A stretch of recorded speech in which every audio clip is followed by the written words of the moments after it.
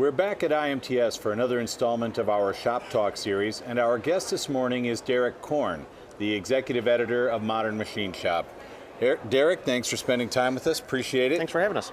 So you've been to a number of these over the years. Absolutely. How many IMTSs have you come to? Did you count? This would be number 8 for me. Number 8. So you've seen quite a bit.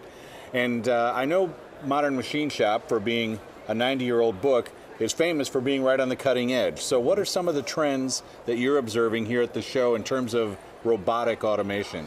You know, one of the interesting things I've seen this show so far is, so the robot manufacturers are largely in the North Hall, but you can't throw a stone in the South Hall without hitting a robot. I think that speaks to the fact that the machine tool OEMs recognize that their customers are looking for solutions, they're looking for processes, in a lot of cases, not necessarily just a singular piece of machining equipment. The other trends I see in terms of robotics is the advancements in vision technology. Prior to that, you would require a conveyor system and some sort of rigid fixturing so the robot knows exactly where the part is going to be located, how it's going to be oriented. With a camera on the end of the robot, it gives it the opportunity to pick from a random assortment in a bin. So parts don't have to necessarily have a conveyor. They can just be randomly thrown in a bin. The camera will be able to go in and see the orientation, the location of a part, go in and pick it and take it away to do the next process.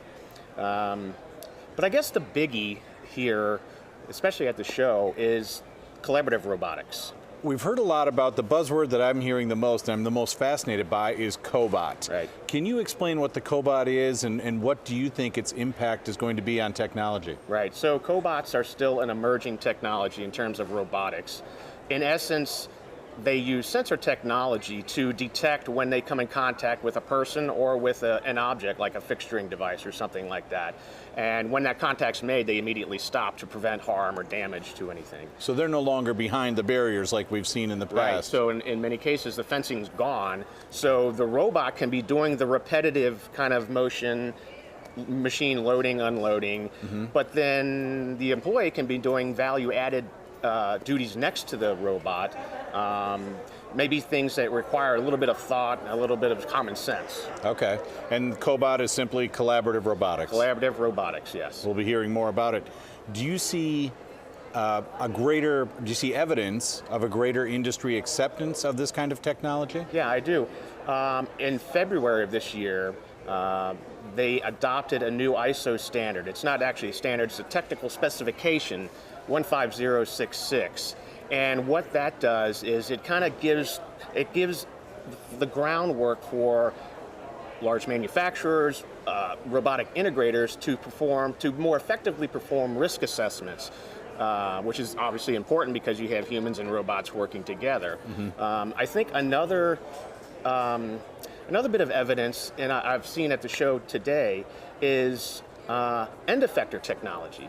So the robot itself, when it's moving, is not so much the issue if you run into that, but the end effector itself, or the workpiece, that's what you really got to worry about. So you're going to see end effectors, grippers that are designed specifically for cobot applications.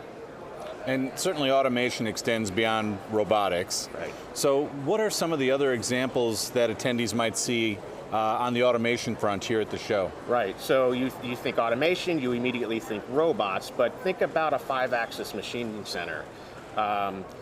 And not necessarily for the contouring work. Maybe you've just got a part clamp and it's kind of a blocky prismatic part, but that 5-axis motion gives you access to 5 sides of that part. So instead of using a 3-axis machine where you can do some jobs and you have to have an operator take it to another VMC or flip it around, that all can happen in one fixturing. So that takes the operator out of that altogether.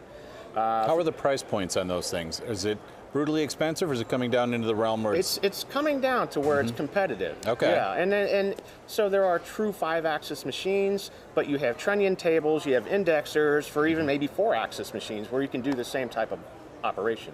Got it. But then think about also tool presetters.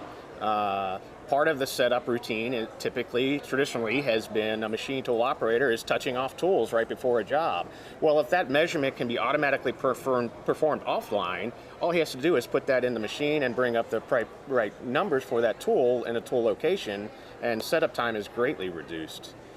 It's amazing to see the speed of it all. Absolutely, The evolution. Correct. Derek, thanks for visiting us. Can't wait Bill. to see where it goes 2 years from now. Exactly, yeah, I'll be here. All right. For the Shop Talk series at IMTS, I'm Bill Herman for IMTS TV.